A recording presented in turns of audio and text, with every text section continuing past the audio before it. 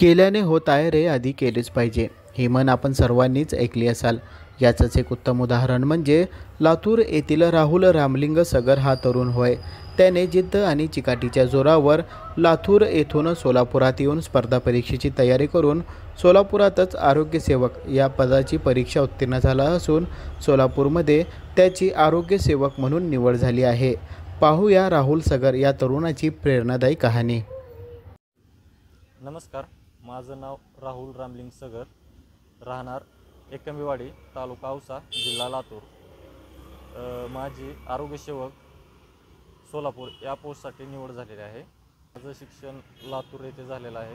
शिक्षण घेत असताना म्हणजे घरची परिस्थिती कसं वडील गवंडी काम हे ते करत होते, त्याच्यामुळं मला बाहेर म्हणजे जॉब करत शिकावं लागलं.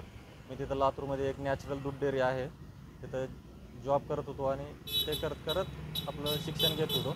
शिक्षण घेत असतानाच मग असं म्हणजे मुलांसोबत राहत असताना म्हणजे ते स्पर्धा परीक्षेची काय असतं हे ते म्हणजे त्याची माहिती झाली.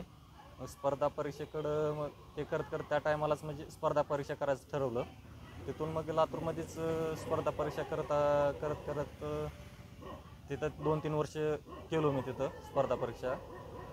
तिथं तयारी करत असताना मग माझं रेल्वेमध्ये ग्रुप डीला ग्राउंडसाठी पात्र झालो. मग त्या टायमाला असं कळालं की सोलापूरमध्ये ग्राउंडचं चांगलं आहे. मग त्याच्यासाठी मी सोलापूरला आलो. 2022ला सोलापूरला आलो ग्राउंडसाठी. इथं ग्राउंड झालेच दुर्दैवानं वेटिंगला पडलो रेल्वेला. त्याच्यामुळं मग इथं एकदा फिरत असताना मग आता ग्रुप डीला वेटिंगला पडल्यामुळं काय म्हणजे लातूरला जायची काही इच्छा नव्हती डबल परत. मग इथंच डबल तयारी चालू करावी ह्या हिशोबानं मग लॅब हुडकत होतो.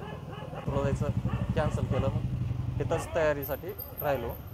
करत असताना म्हणजे इथं पहिल्यांदा जरा अडचण म्हणजे आता तिकडली सवय असल्यामुळं मला काही तर म्हणजे तेवढं हे जमत नव्हतं. परत तिथं इथली एकदा सवय झालीच तिथंच करत झालो. त्याच्यामुळं आता सध्या माझी म्हणजे रेल्वेमध्ये ग्रुप डीचं वेटिंग लिस्टचं पण उठलेलं आहे आणि ते झालेच आता कालच्या आरोग्यसेवकमध्ये झालेलं आहे.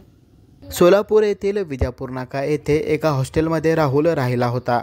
सोलापुरातच राहून त्याने स्पर्धा परीक्षेची तयारी सुरू केली. सोलापुरातील एका खाजगी कंपनीत काम करत राहुलने रूम भाडा, जेवणाचा खर्च, स्पर्धा परीक्षेसाठी लागणारी पुस्तके याचा खर्च स्वतः उचलला. तर वडिलांकडून येत असलेले पैसेसुद्धा राहुलने स्पर्धा परीक्षेसाठी वापरले.